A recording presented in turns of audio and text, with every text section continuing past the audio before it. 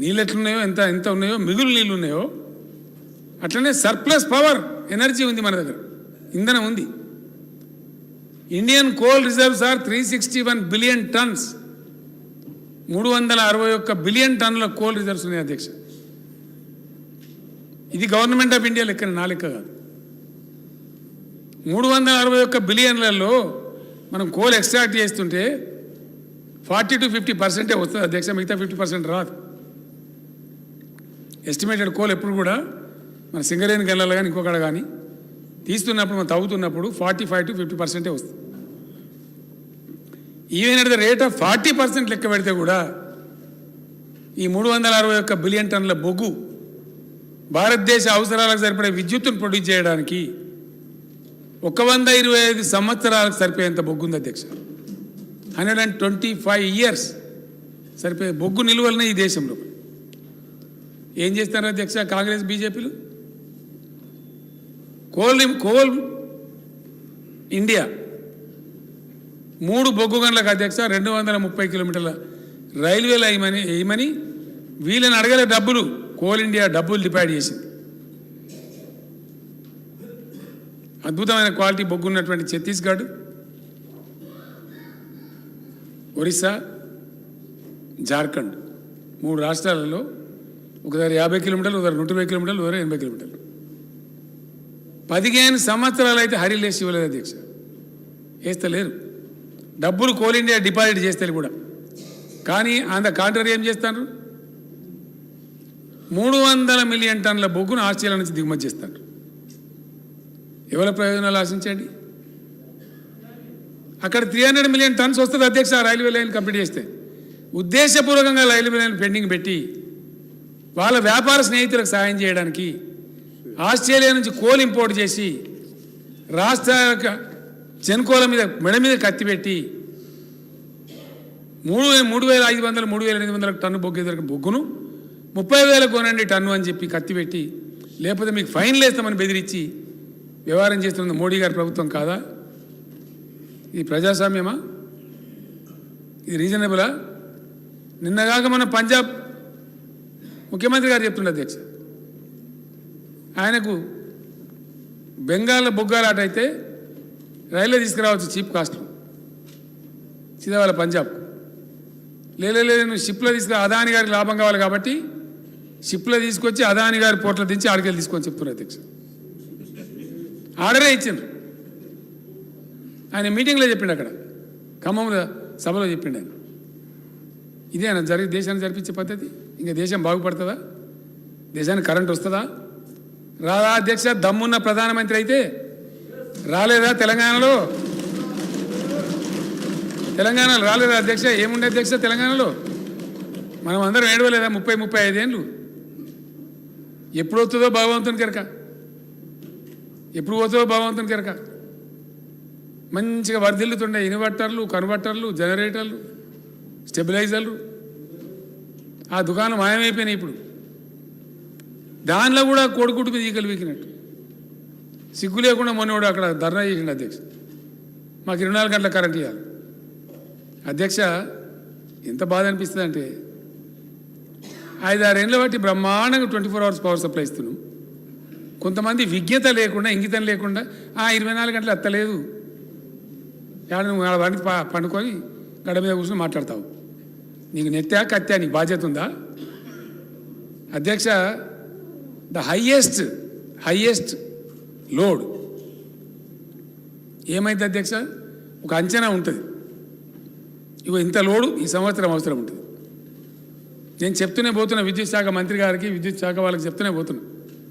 విపరీతమైన ఇండస్ట్రీ పెరుగుతుంది, విపరీతమైనటువంటి ఐటీ సెక్టర్ పెరుగుతుంది, అగ్రికల్చర్ కూడా చాలా ఎక్స్పాండ్ అవుతూ ఉంది. కాబట్టి మీరు పెంచుకుంటూ పోమని చెప్తున్నాం అధ్యక్ష. మొన్న 4 days బ్యాక్ నేనే సమీక్ష చేసిన, మినిస్టర్ గారు నాకు చెప్తే నేను సమీక్ష చేసిన నేనే, ఏంది అసలు ఏం జరుగుతుందని. యాక్చువల్గా ఏం జరుగుతుంది అధ్యక్ష? గ్రిడ్ కొలాప్స్ కావద్దంటే ఆ హెవీ ట్రాన్స్మిషన్ లైన్స్ ఏవైతే ఉంటాయో వాటి మీద 50 cycles మెయింటైన్ చేయాలి ఎప్పటికీ. అది షుగర్ బీమార్లా ఉంటుంది అధ్యక్ష. లో షుగర్ కావద్దు, హై షుగర్ కావద్దు. కిందికి వచ్చినా గ్రిడ్ కొలాప్స్ అవుతుంది, మీదికి పోయినా గ్రిడ్ కొలాప్స్ అవుతుంది. ఆ బ్యాలెన్స్ 51, 52 దాటద్దు అధ్యక్ష. ఇటు 48 కన్నా కిందికి రావద్దు. ఎప్పుడైతే అనుకోకుండా అనూహ్యంగా లోడ్ వస్తుందో వాళ్ళు ఏం చేస్తారు, అందుబాటులో లేకపోతే టక్ మన ఒక 2 ఏరియాలు తీసేస్తారు, కట్ చేస్తారు. ఒక 2 గంటలు 3 గంటలు కట్ చేసి మళ్ళీ బ్యాలెన్స్ చేసుకుని మళ్ళీ వేస్తారు.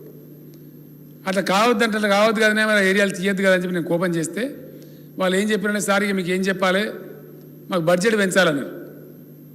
పెంచినామా 1500 కోట్లు సార్, అయినా కూడా సరిపోదు సార్. పర్ డే ఒక 28 crores కావాలి. ఇది 28 కాదు 38 అని ఇస్తాను పోనాడు. రేపటి నుంచి 1 నిమిషం కరెంట్ పోతే సంపేస్తా అని చెప్పిన అధ్యక్ష. 28 కాదు 38 crores అయినా ఇస్తామని చెప్పి ఫైనాన్స్ సెక్రటరీ గారికి చెప్పి మాట్లాడి మా government chief adviser Rajiv Sharma garu, నా ప్రిన్సిపల్ సెక్రటరీ నరసింహరావు అంతా కూర్చొని, విద్యాశాఖ మంత్రి గారు అంతా కూర్చొని మననే మీరు మేము ఎవరము ఏ అంశాల మీద 18 సార్లు మేము తిరిగి ఇవాళ మేము మిగులు రాష్ట్రంగా 14,000 కోట్ల రూపాయల మిగులు రాష్ట్రాన్ని మీకు అప్పచెప్పినాం. ఆనాడు సంవత్సరానికి 6,500 కోట్ల రూపాయలు అప్పు చెల్లించే పరిస్థితి ఉన్నది. సరిగ్గా 10 సంవత్సరాలు తిరిగే వరకు 7 లక్షల కోట్ల రూపాయల అప్పులు చేసి ప్రతి నెల 6,500 కోట్ల రూపాయలు, దాదాపుగా 70,000 కోట్ల రూపాయలు మీరు చేసిన అప్పులకు మిత్తిలు కట్టి ఈరోజు నడుము వంగిపోయే పరిస్థితుల్లో రాష్ట్రం ఉంటే ఆ నిజాలు చెప్పొద్దంట. లోపల క్యాన్సర్ ఉండాలి, ఎయిడ్స్ ఉండాలి, కానీ నేను మంచిగా ఉన్నా, ఎర్రగా బుర్రగా ఉన్నా, నాకు పిల్లని అండి పెళ్లి చేసుకుంటా అని అబద్ధాలు చెప్పి ముంచాలని చెప్పి వారు సూచన చేస్తున్నారు అధ్యక్ష. రాష్ట్రం దివాలా తీసింది. దివాలా తీయడానికి వాళ్ళ అసమర్థవంతమైన 10 సంవత్సరాల పరిపాలన, విద్యుత్ శాఖ దివాలా తీసింది. 88,000 కోట్ల రూపాయల అప్పులే కాకుండా సింగరేణికి బకాయిలు వాళ్ళు అట్లనే పెట్టిండ్రు. ప్రైవేట్ కంపెనీలల్లా ఎక్కడ తెచ్చిన అప్పులు అక్కడనే ఉన్నాయి. ఇరిగేషన్లో కాళేశ్వరం కట్టిన అంటారు, మేడిగడ్డ కుప్పగూలిపోయింది. ఇవాళ ఆ బ్యాంకులకు తెచ్చిన అప్పులు అట్లనే ఉన్నాయి. కాంట్రాక్టర్లకు పెండింగ్ పెట్టిపోయిన 1,000 కోట్ల రూపాయలు అక్కడనే ఉన్నాయి అధ్యక్ష. ఇట్లా ప్రతి శాఖలో ఎన్ని అసలు FCIలో 2014-15లో మేము సరఫరా చేసినామన్నారు, ఇప్పటి వరకు వసూలు చేయలే. మా ఉత్తమ్ కుమార్ రెడ్డి గారు కష్టపడి మీరు చేసిన తప్పులను సవరించి ఆ నిధులు రాబట్టడానికి ప్రయత్నం చేస్తుండ్రు. వీళ్ళు ప్రతిసారి వచ్చినప్పుడల్లా GDP గురించి వీటి గురించి మిగతా అన్ని మాట్లాడుతుండే అధ్యక్ష. నేను తప్పకుండా ఈ బడ్జెట్ సమావేశాలల్లో ఉన్న వివరాలన్నీ తీసుకొచ్చి బయట పెడతా. కాబట్టి నేను వారికి చేసే సూచన ఒక్కటే, మీరు ఏం చేసిండ్రో చూసినాకనే ప్రజలు ఒక తీర్పు ఇచ్చిండ్రు. ఆ తీర్పు ద్వారైనా మీకు జ్ఞానోదయం కలుగుద్దని ప్రజలు భావించరు. ఇంకా అదే అహంకారము, అదే అహంభావము, అవే చులకన మాటలు, ఎదురుగుండా వాళ్ళని కించపరిచే విధంగా మాట్లాడడం, ఈ వ్యవహారం మానుకోండి. అసెంబ్లీ ఎన్నికలలో 39 సీట్లలో మీకు మెజారిటీ ఇచ్చిండ్రు. పార్లమెంట్కి వచ్చేవరకల్లా 3 సీట్లకు పడిపోయింది. ఇప్పటి వరకు ఊకదంపుడు ఉపన్యాసాలు మాట్లాడిన ఆయన శాసనసభలో కూడా ఆయనకు మెజారిటీ రాలే అధ్యక్ష. ఆ ఓట్లు ఎక్కడ బదిలీ అయినాయని నేను అడుగుతున్నా. అసెంబ్లీలో డిసెంబర్లో 39 సీట్ల మెజారిటీ వస్తే పార్లమెంటుకు వచ్చేవరకల్లా 39 శాసనసభలలో 3 మిగిలినాయి అధ్యక్ష. 3 దుబ్బాక ఉంది, ఆ పక్కలో కూర్చున్న మిత్రుడు ఏదో కష్టపడి ఓట్లే ఇచ్చినట్టున్నాడు. ఇవాళ సిరిసిల్లలో కూడా మెజారిటీ కోల్పోయింది. మాట్లాడే ముందు ఆ లెక్కలు చూసుకోవాలి.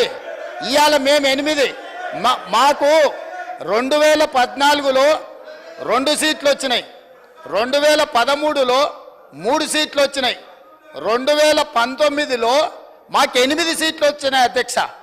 అంటే ప్రజలలో ఉండి మేము పనిచేయడంతో వరుసగా మేము నెంబర్ పెంచుకుంటూ వచ్చినాం అధ్యక్ష. మీకు మొదటిసారి 12 వచ్చినాయి, రెండోసారి 9 వచ్చినాయి, మూడోసారి గుండు 0 వచ్చింది. గుండు 0 వచ్చినాక కూడా బుద్ధి మారకపోతే ఎట్లా అధ్యక్ష? ఇప్పటికైనా విధానాన్ని మార్చుకోండి. తెలంగాణ ప్రజలకు క్షమాపణ చెప్పండి. మీరు చేసిన దోపిడీ, మీరు చేసిన తప్పుడు విధానాల వల్ల ప్రజలు మిమ్మల్ని శిక్షించిండ్రు. దాని నుంచైనా మీరు గుణపాఠం నేర్చుకొని పద్ధతి మార్చుకొని తెలంగాణ ప్రజల యొక్క హక్కుల కోసం ముందుకు రావాల్సిందిగా వారికి సూచన చేస్తున్నా అధ్యక్ష.